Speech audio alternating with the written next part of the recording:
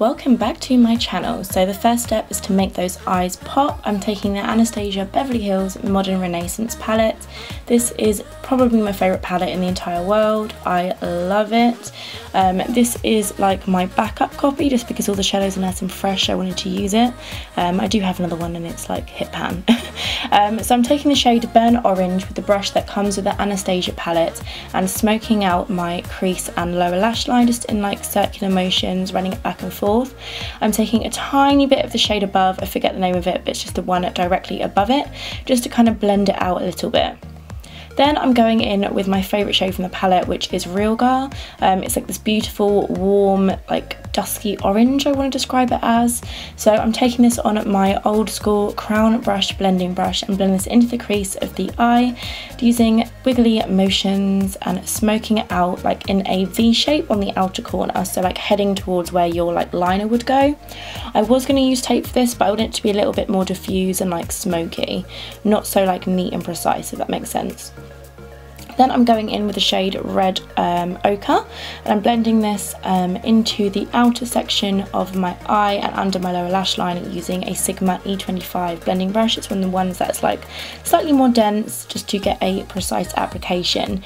Then, because I want this look to look super blended but then precise at the same time, and doing this just makes your eye makeup look so much more professional, I'm taking the concealer from Anastasia Beverly Hills. This is in the shade 1, I believe, but any concealer will do, just as long as it's not too like liquidy. You want something that will stick.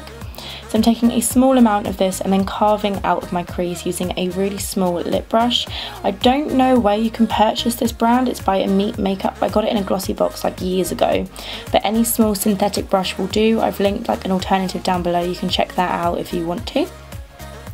Then I'm going to take my MAC 242 brush, spritz it with a bit of Fix Plus, and go in with the shade Pink Champagne from the Self-Made palette from Anastasia Beverly Hills also. This shade is absolutely beautiful, and I have had a look, and you can buy it in a normal, just like single pressed pan, as this palette isn't sold anymore. But I absolutely love the shade. It really does make your eyes pop, especially if you've got blue or green eyes.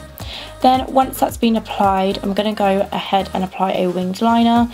I'm using a technique by applying a gel liner first, just as the kind of like base to create a really dark base next to my lashes, because you can get really close to the lash line with this. Using this diddy brush from Sigma, and then over the top I'll go ahead and darken it using any old liquid liner. This one is from Rimmel, it's the Glam Eyes one. I find that I'm a lot more skilled at using a liquid liner as opposed to a gel one. I don't know why, I just find it easier, but I like using the gel eyeliner as a base. Then I'm going to go ahead and apply some mascara. This is the new Urban Decay Troublemaker mascara. I kind of got sent this in the post the other day. It's really good. I just don't have any lashes right now because I've recently had lash extensions and they've all come off and taken my eyelashes off. But it is a really good mascara. Then I'm going ahead and applying the Cocoa Goddess lashes in the shade... Oh, I don't know what they show. I don't know what they are. I think they're called Goddess. I'm not sure. They will be linked down below. They're very similar to the House of Lashes Iconic. I applied a little bit of sparkle to the inner corner and the brow bone, blended it out. Now to slay the face. I'm spraying my face using the Rimmel Prime and Setting Spray. I put this in slow motion because it looks super sassy. And then I'm going to air dry my face. I like applying this before and after my makeup. Then I'm taking the brand new Fenty Beauty foundation. I was going to do a first impressions on this foundation, but time got the better of me and I was too excited to try it, so I just couldn't save it. But my opinion is I love this foundation. It's absolutely amazing. It's amazing for people with oily skin, like oily to normal like me. Like, it stays on all day and it just does not look oily at all. It's amazing and it's so buildable as well. So once I've applied that, I'm going to go ahead and contour just using my good old Anastasia Beverly Hills Stick to Flawless foundation in the shade Mink. I'm applying this in the outer perimeters of my face, under my cheekbone, drawing like a little shape on my nose. It looks a little bit like a willy. And then a little bit under my lip as well as that double chin area. Once that's been applied, I sprayed a little bit of Fix Plus on my Real Techniques Expert Face Brush and blending that out using little wiggly motions. On my hairline, I'm blending it sort of like towards the hairline, just because I find if you blend it downwards, it could just make your forehead look really muddy. And I always blend it out before applying my concealer, because the concealer can kind of like take away any bits where you've gone a little bit overboard, which I tend to do because I can be a bit heavy-handed. So I'm applying my concealer. I'm using my Maybelline Eraser Concealer. This is in the shade Light. I love it. It lasts all day.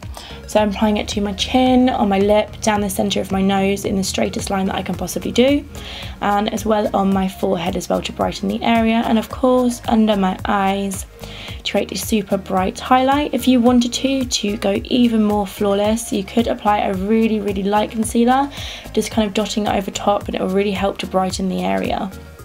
I'm not going to do this in this tutorial as I did have work later when I filmed this video, so I didn't want to like put too much on just in case it didn't last, but it did. Then I'm going to blend that out using my trusty Real Techniques Miracle Complexion Sponge. Just in dabby motions. I wish my hands could move this fast. This is in like super fast forward motion because it can be a bit boring to watch, but you just basically just want to pounce everywhere using the sponge. I like the flat side personally. Some people use the round side, just whatever your personal preference is. Then I'm taking the Topshop Glow Pot in the shade Gleam, applying a little bit to the highest points of my cheekbone and my lip and my nose, just as a base for the highlight. I find if you do this, your highlight like really pops and just takes over the world. Like your highlight will be Supergirl when it comes to highlights. I'm chatting a load of crap, but you know what I mean. Then I'm going to spritz my brush with a little bit of Fix Plus and go into the kind of like champagne-y gold shade in the Sleek Solstice palette. This is the most incredible highlight ever.